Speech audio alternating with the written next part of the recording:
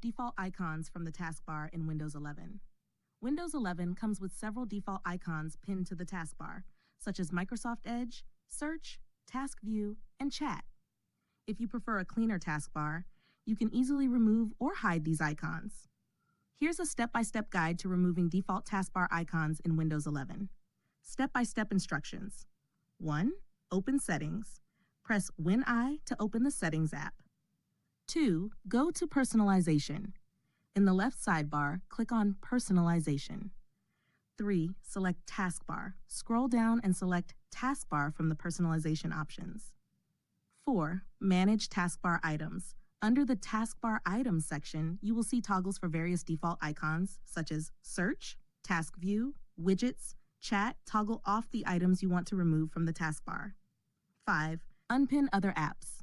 If there are other pinned apps, e.g. Microsoft Edge File Explorer, that you want to remove, right-click on the app icon in the taskbar. Select Unpin from Taskbar.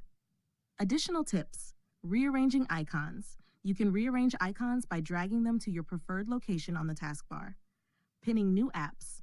To pin new apps, open the app, right-click on its taskbar icon, and select Pin to Taskbar.